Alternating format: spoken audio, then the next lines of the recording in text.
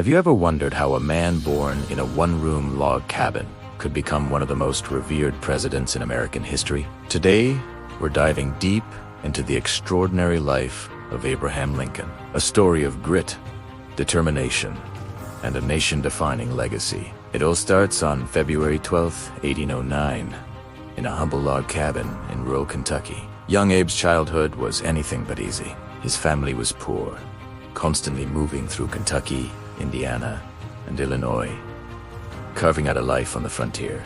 Formal schooling was a luxury he rarely had, adding up to less than a year in total. But what Lincoln lacked in formal education, he more than made up for with an insatiable hunger for knowledge. He was a voracious reader, by candlelight. After a long day of splitting rails or working on the farm, he would devour any book he could get his hands on: the Bible, Shakespeare, history books. He taught himself law, literally reading the law by firelight, and this self-driven education would become the bedrock of his future. As a young man, Lincoln was known for his towering height, 6'4", for his physical strength and his incredible honesty, earning him the nickname Honest Abe. He tried his hand at several jobs: a shopkeeper, a postmaster, and a surveyor, but his real calling was in the public square. He was a natural storyteller, able to captivate audiences with his wit, humor, and powerful logic. He first entered politics in Illinois, serving in the state legislature and later in the U.S. House of Representatives, but his national profile skyrocketed in 1858. That year, he ran for the U.S. Senate against the powerful incumbent, Stephen A. Douglas. Although he ultimately lost that race, the series of 7 public debates they held, the famous Lincoln-Douglas debates, made him a star. The central issue was slavery and its expansion into new American territories. Douglas championed popular sovereignty, letting settlers decide for themselves. But Lincoln argued passionately against the spread of slavery, framing it as a profound moral issue that contradicted the very foundation of the nation, that all men are created equal. His powerful, eloquent speeches put him on the national map as a leading voice in the newly formed Republican Party. This newfound fame propelled him to the Republican nomination for president in 1860.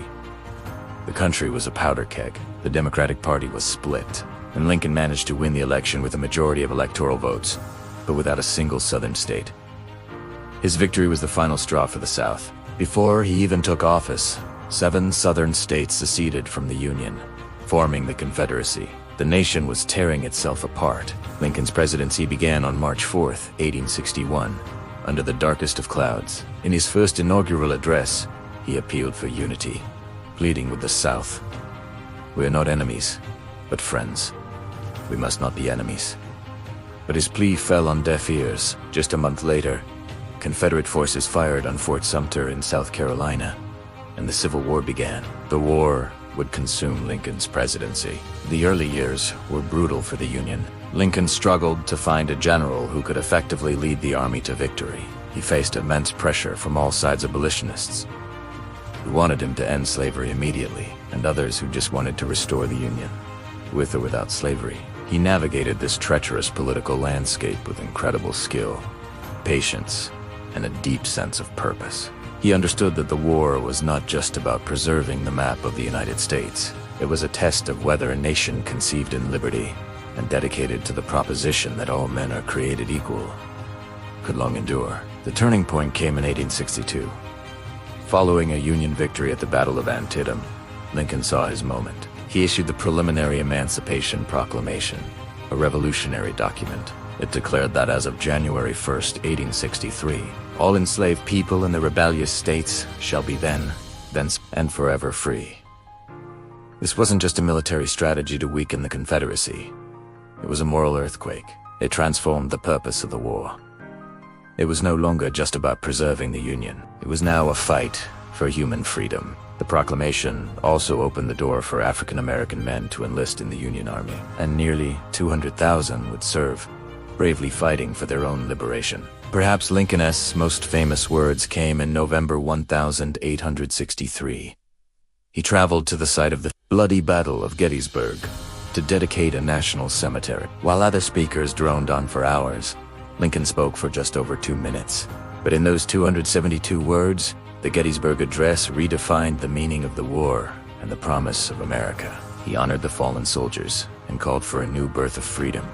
So that government of the people, beat the people, for the people shall not perish from the earth. It's one of the most powerful and poetic speeches ever delivered, a timeless statement of American ideals. By 1864, the tide of the war had turned in the Union's favor, thanks to generals like Ulysses S. Grant and William Tecumseh Sherman. Lincoln won re-election that year, and in his second inaugural address in March 1865, with the end of the war in sight, he didn't gloat. Instead, he called for healing and reconciliation. He spoke of binding up the nation's wounds with malice toward none, with charity for all. He envisioned a just and lasting peace, one that would reunite the shattered country without revenge. Just a month later, on April 9th, 1865, Confederate General Robert E. Lee surrendered to Ulysses S. Grant at Appomattox Courthouse. The Civil War, the bloodiest conflict in American history, was finally over. The nation celebrated.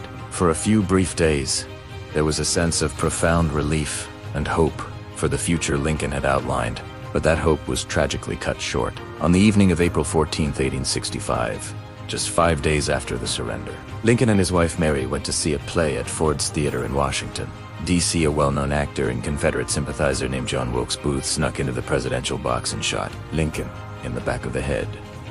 The president was carried across the street to a boarding house, where he died the next morning.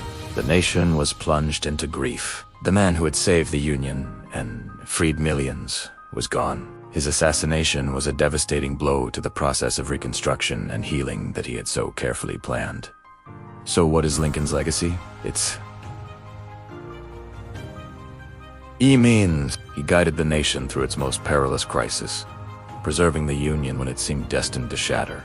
He issued the Emancipation Proclamation, ending the institution of slavery and taking a monumental step toward fulfilling the promise of the Declaration of Independence. Through his words, like the Gettysburg Address, he gave the nation a new, more profound understanding of its own ideals of liberty and democracy. From a log cabin to the White House, Abraham Lincoln's life is a powerful testament to the idea that in America, one person, through character, intellect, and sheer will, can rise to meet the greatest challenges and change the course of history. His story continues to inspire people around the world. Thank you so much for watching. If you found this story as fascinating as I do, be sure to hit that like button and subscribe for more deep dives into history. Let me know in the comments what you find most inspiring about Lincoln's life. See you in the next video.